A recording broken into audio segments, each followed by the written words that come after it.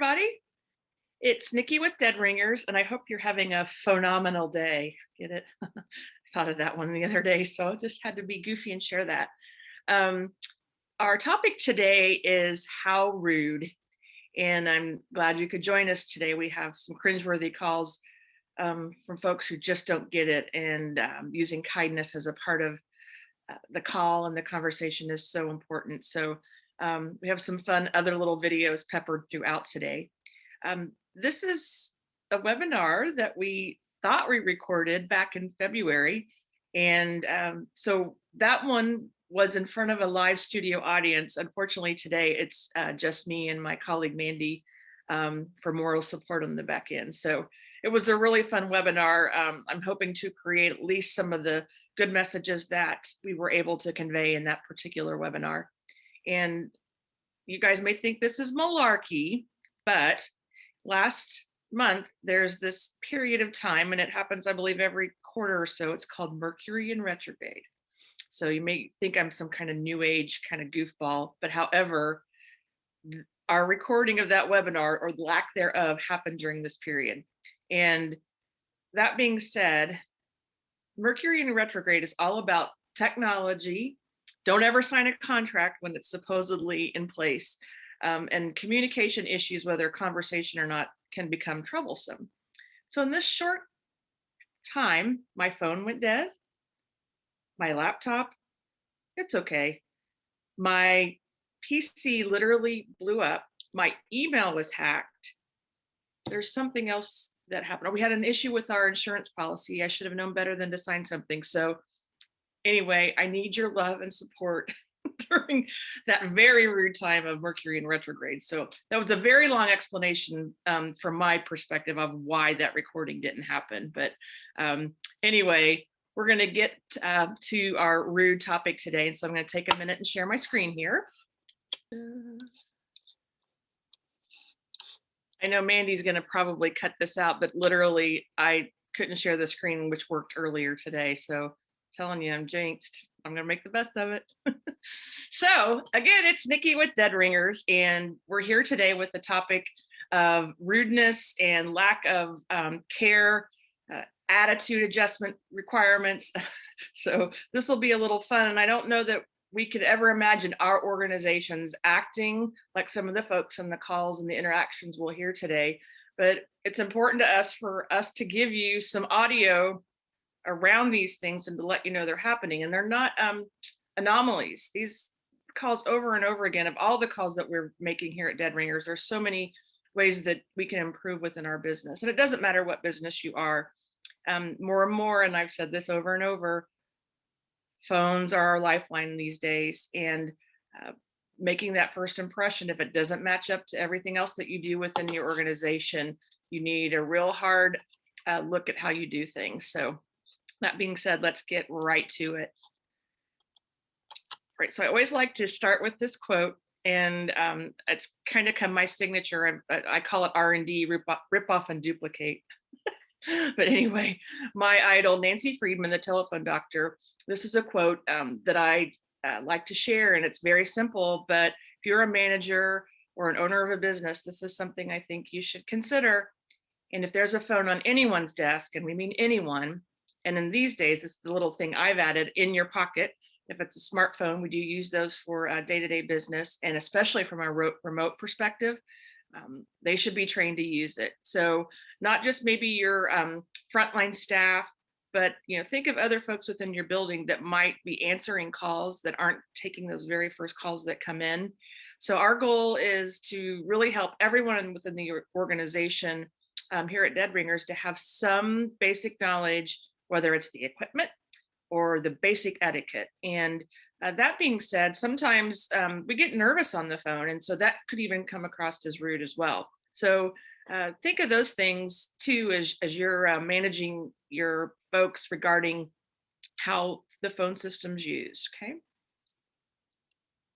So to do a recap, this is our fourth in a series.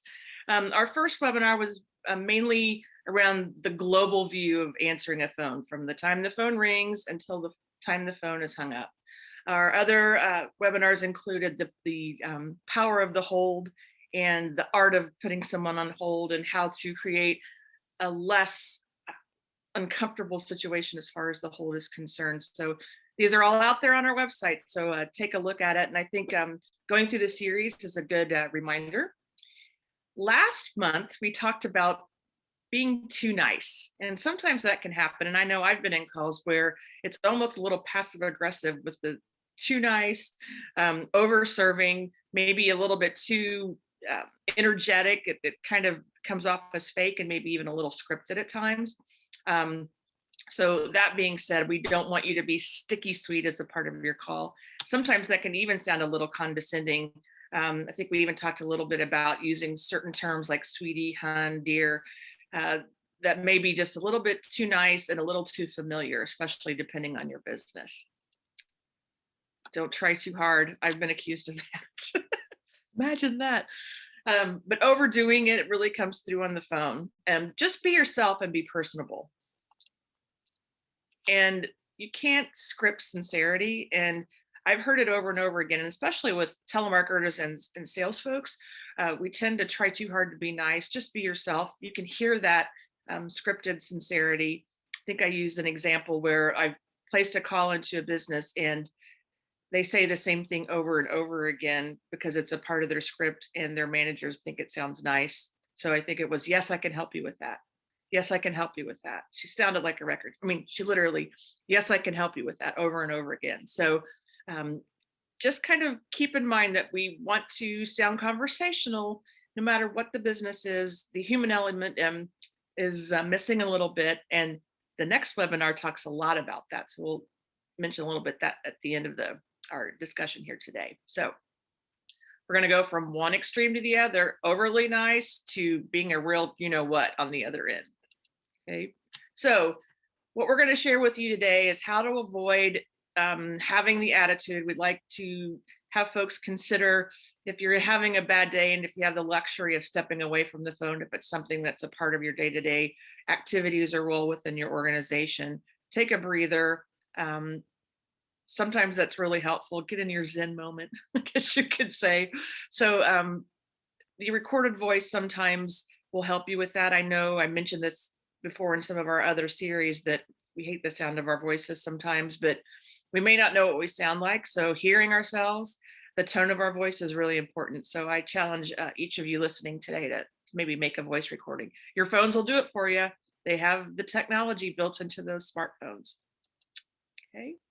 So we always have to have a key metric because measurements are so important.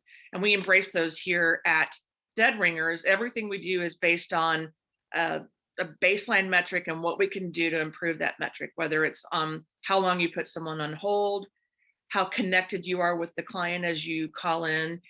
Our Dead Ringers, as we call them, that place our secret calls into businesses, have 10 key areas that they look at. And so we're able to provide dashboard measurements for folks that use Dead Ringers to show our improvements being made in those scores. Okay. So that being said, 60% of customers hang up out of frustration, not being able to reach a person. And how rude is that? I think these days, whenever I hear a menu, I just want to scream.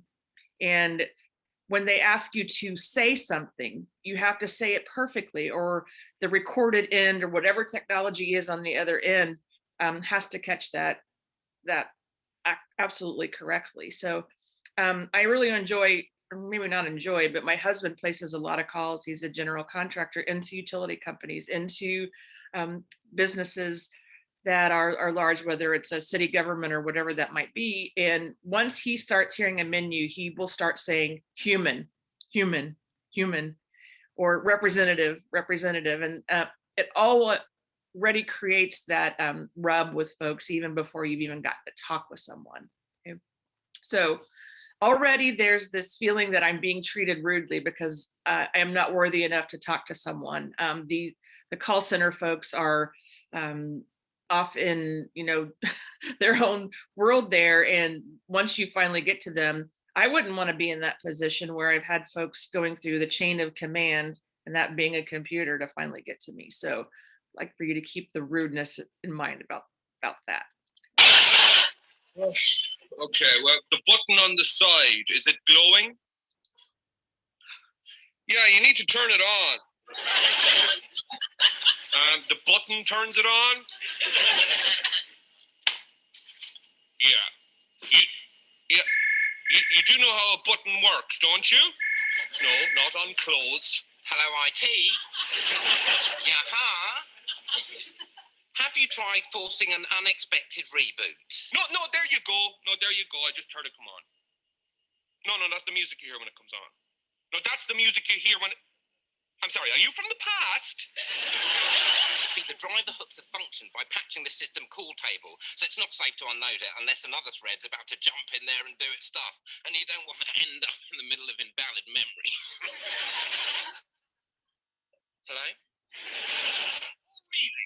Well, why don't you come down here and make me then? Huh? What, you think I'm afraid of you? I'm not afraid of you. You can come down here anytime and I'll be waiting for you. I told her.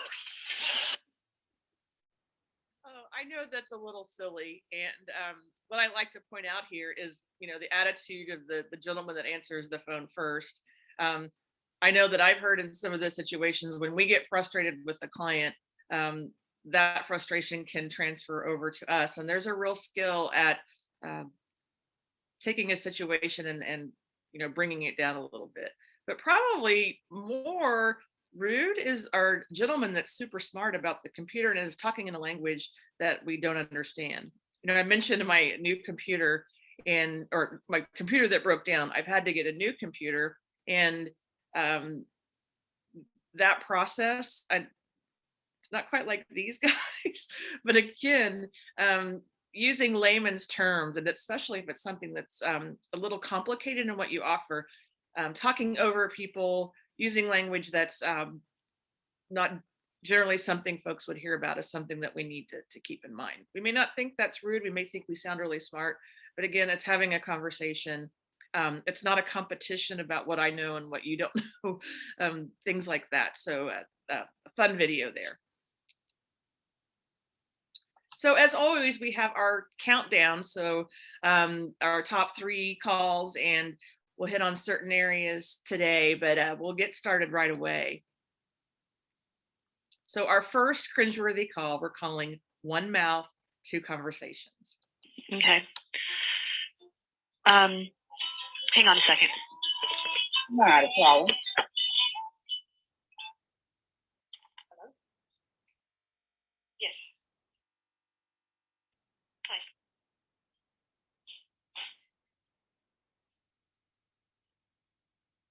Mm-hmm.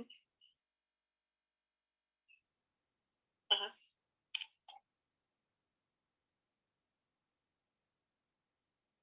Yeah, that's fine. Yeah. Sure. Sure.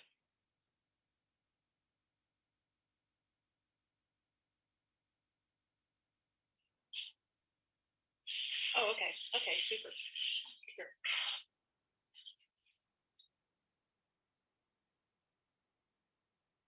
Yeah, yes. Super. Thank you. Okay. Bye. Okay, I'm sorry about that. No, what was your question? You wanted, I think I told you it was 585. How rude. For one, don't take another call. And I believe it was a personal call based on the conversation the gal was having while you're on the phone with the client. If you have to step away, again, if you were listening to the series we did on the art of the hold, ask for permission if it's that important that, oh, I'm sorry, I need to step away to get some additional information. Do you mind if I put you on a brief hold? The fact that she did this while the client was listening, she has no respect for the other person on the other end of the line, and then she apologizes. I don't find that sincere at all. I don't know about you guys. So this is an example. We may not think it's that big of a deal. I mean, I liked her phone ring. It's that, really cute song. I think it's Bobby McFerrin. I don't know. Anyway, however, that was a completely rude encounter. And then she comes back sounding like she doesn't know what the heck she's doing. Did I quote 585? I can't remember. So Those are kind of things that we need to keep in mind. Simply placing folks on hold. You know, my suggestion is get your personal phone away from you when you are in a position to talk to people on the phone as a part of your job. Okay, Okay, just a moment, please. Sure.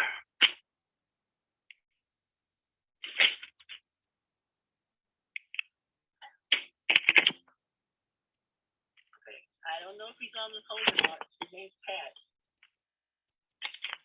Pat? I saw his phone.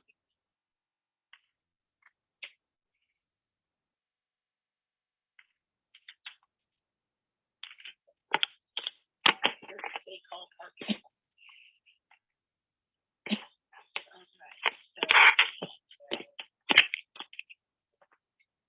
Pat, are you still there? Yes, I am. Okay, just a moment, please. Okay.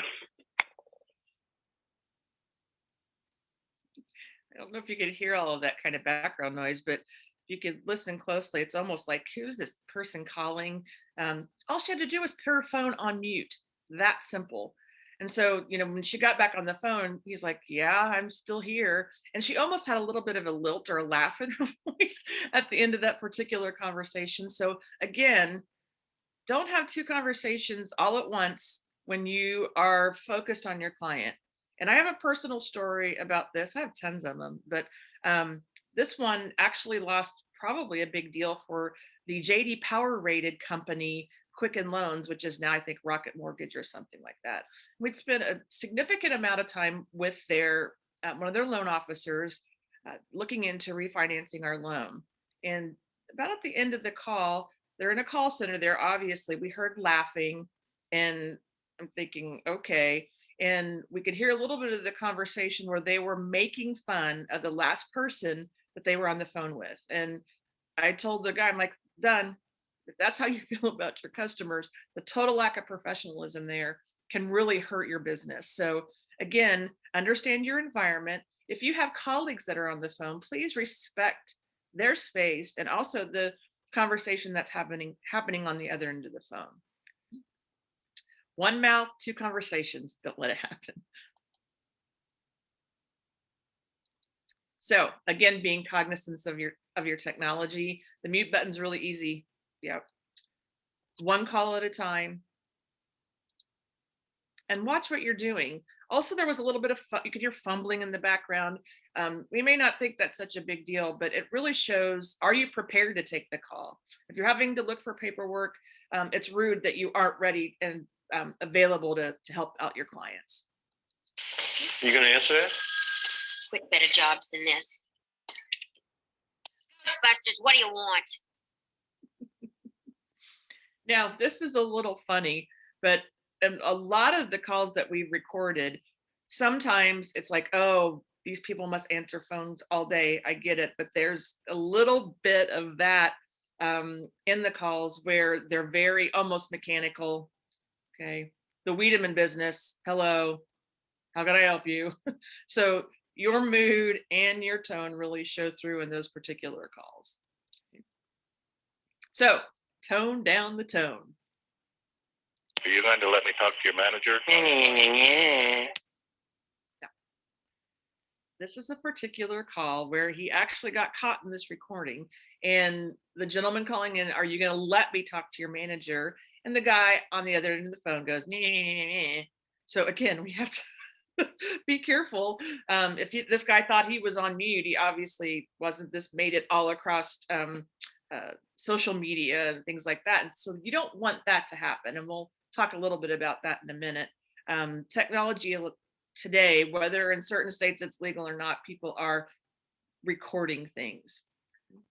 Now, that being said, dead ringers, we are above bar on all of that stuff. So if there are state laws around that, we're following all the rules and getting permission and things like that. So that is my legal statement for the day. So don't treat callers like they're stupid. I've gotten that situation too. And well, you should know this kind of thing, you know, again, it's so condescending. It's so rude to treat people like they don't know what they're talking about. Listening to your own voice is important. I think sometimes when we get frustrated, I tend to get, I talk fast, I get emotional and those types of things. So it's really important that you listen to your own voice. And again, as I mentioned at the very beginning, don't answer the phone with a negative mental attitude. And if you can pass off the duties to someone else for 15 minutes just to take a walk around the block, whatever that might be, again, a mental attitude will show through on the phone. Well, Ryan Block was so frustrated trying to get Comcast to disconnect his service in San Francisco that he recorded and uploaded the last half of this 20-minute phone call. This is what he went through. We'd like to disconnect, please. Okay, so why is it that you don't want the faster speed? Help me understand why you don't want faster internet. Help me understand why you can't just disconnect us. All Ryan Block wanted to do was cancel his Comcast service, but the customer service guy wouldn't take no for an answer. Why is it that you're not wanting to have the #1 rated internet service, #1 rated TV service available? So Block and his wife started recording the badgering and posted it on SoundCloud. So far, it's gotten more than 4 million hits. All of a sudden you're moving and something's making you want to change. What is it that's making you want to change that? Because that's what we want to do. And why is that what you want to do? That's none of your business. Okay. This thing really did make its way around the internet. And I studied a little bit about this. I think if you were to look up Comcast online, and I'm not afraid to point that out because my mother was in a similar situation when with Comcast, just trying to get hers turned off. However, the management and the executives within Comcast, this is what they've trained them to do. And they have compensation and monetary incentives based on their call folks saving the business. And folks can become desperate because they want the commission. So, and I've worked in organizations where that's similar to, and how quickly you can get folks off the phone. That's absolutely ludicrous in my mind. You should be creating connections with your family. Don't tie, especially in a service situation like this, to how you serve your customers. Now I'm pretty emphatic about that. You can agree or disagree. The human element, I think more and more is getting pulled away from how we deal with our clients on the phone. So my advice, if you want sales folks, have a sales team separate to do that and handle that, and make sure they're using the phone right as well. So our final call here. Okay, would you be able to send me your prices in an email? Unfortunately, no, I would not. No. So simply not doing what the customer is asking. Okay, she asked, do you mind sending me your price list via email? And he says, no, I can't. No reason why. You know, if there was a legal reason, I can't imagine what that would be. I'm not for certain what the attitude is behind this guy. But if this were a business and I'm requesting information to actually purchase your product and I get this kind of attitude, I'm hanging up and calling your competitor down the street. Okay. So refusing to service a caller is not acceptable. And how this guy's in business, that's another good question. So dropping the attitude, being rude here, I don't know where this guy's coming from. Did he get, have a bad morning? Did he get in trouble from the boss? Trying to sabotage the business? I don't know. I'm having some conspiracy theories there. But again, serving the caller is what we do. Dropping the attitude. Okay. And I know we've got this saying, the customer is always right. And in this case, where we listened to this particular call, she is right. All she wants is information. Now, there are certain times we feel the customer is wrong, but we have to make them feel as if what we're doing is we're teaming up with them to serve their needs and solve a problem. So the customer is always right, as we know, even when they're wrong. Okay, so as we wrap up here, kind of a breakdown of the 3 things that we talked about in dropping the attitude is very beginning, we had one mouth, 2 conversations. So it's really important that you're focused on the task at hand. And if your job is to answer the phone within your organization, don't let personal stuff happen. Those calls can wait until after you're finished with the call. Use your equipment, mute your phone, okay? So focus on the one call at hand. I know everyone says I'm a great multitasker, and I tend to kind of laugh at that. And I've learned that multitasking is doing several things not so effective at one time. So when you focus on one task at hand, I think you get better results. So that being said, one mouth, one conversation. Okay. All right, 2 is tone down the tone. Understanding what our voice projects like over the phone. And again, I challenge you to record your voice.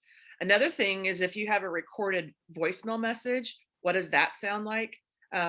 Sometimes when I put into voicemail, it's like, why did you even leave a recorded message? I would prefer to hear, you have reached 513-122-1212 versus, hello, this is Nikki, leave a message after the tone, beep. Okay, so understanding what we sound like, dropping the attitude in the voice, and maybe as you start placing calls and answering the phone, think of the character from Ghostbusters and how she answered the phone. What do you want? So that's maybe a little over the top, but think of that. Okay. Righty.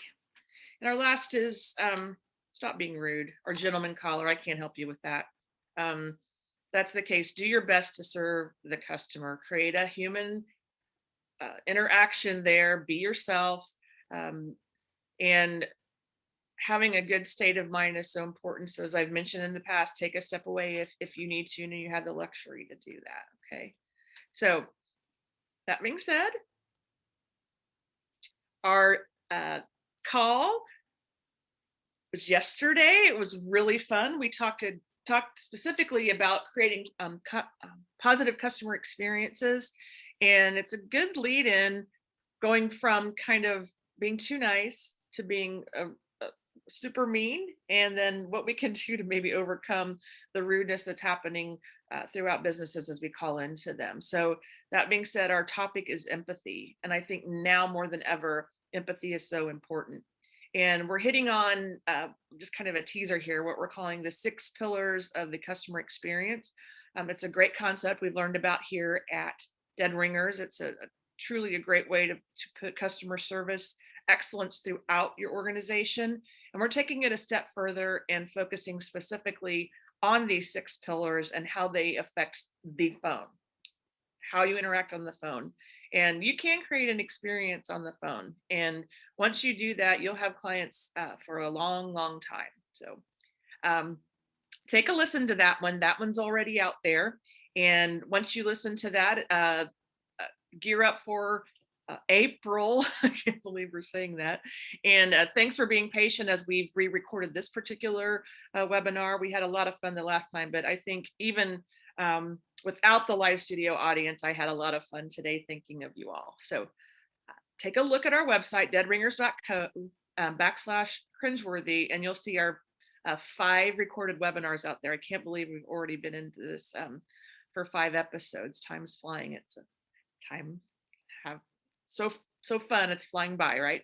So that also being said, please reach out to us, whether it's on our Facebook page or via email if there are certain topics or certain things that have worked for you. We'd love to share the wealth around those things. So our email is info@deadringers.co, and we can't wait to hear from you. So another crazy episode of Cringeworthy Calls. We're looking forward to talking to you soon.